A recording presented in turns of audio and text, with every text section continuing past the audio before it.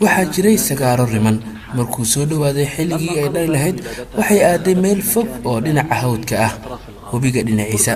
ayadoo dhalaysa si kadis ah waxaa ku bilowday roob guga xoogan iyo biriq wata kaas oo sababay in hawdkii dab ka dhasho oo uu gubto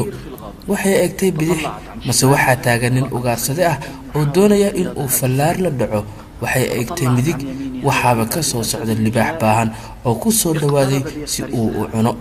waxay u dhaxaysaa in libaaxa la boodo ama ugaarsaduhu fallaar la dhaco ama ay ku gubato hawdka amaba ay ku qarqanto webiga halistu dhan walba ayay kaga timid oo uma muuqato meel ay ku baxsan karto way iska socotay ayadoo loodaysa murug iyo naxdin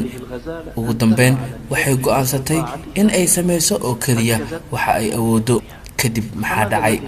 hilaacii dhacayay waxa uu indha tiray ugaarsadihii deetana fallaartii uu la rabay sagaarada ayaa haleeshay libaaxii halkaa ayuuna ku quurbaxay durba roobkii waa uu xoogaystay ilaa uu damiyo dhabkii ka kacayay hawdka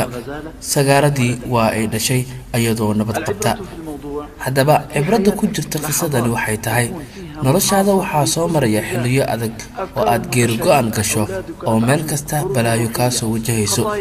afkaar kala duwan dagaallo naftaada gudaheeda ah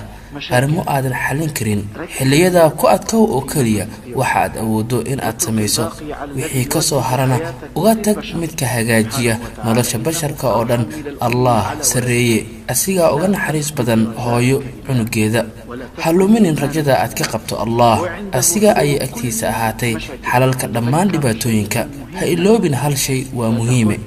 hadhiin ilaahu hami weyn ayaan leeyahay ee dheh hamiga waxaan leeyahay allah weyn